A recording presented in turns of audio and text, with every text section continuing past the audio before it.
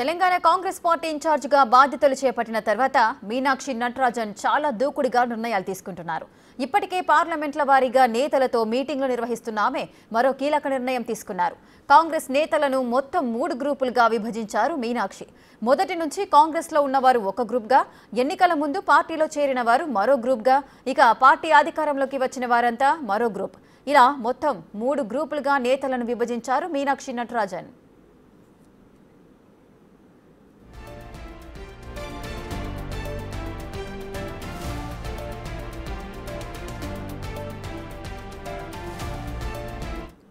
పదవుల భర్తీలో మీనాక్షి నటరాజన్ తన మార్కు చూపించబోతున్నట్టు తెలుస్తోంది.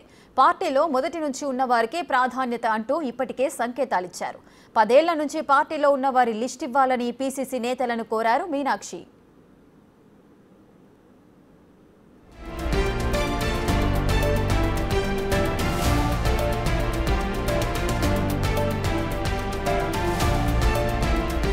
అంతకుముందు పార్టీ నేతలతో వరుస భేటీలు నిర్వహించారు మీనాక్షి నటరాజన్.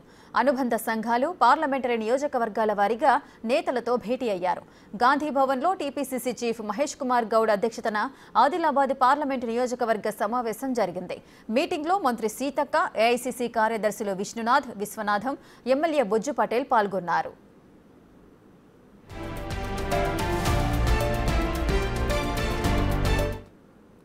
అనుబంధ సంఘాలతో కూడా మీనాక్షి నటరాజన్ భేటీ అయ్యారు. శాఖ పనితీరుపై నేతలు నివేదికలు తీసుకున్నారు. నివేదికలు ఇవ్వకపోయినా ఎవరి పనితీరు ఏంటని తెలుసని మీనాక్షి వారితో అన్నారు.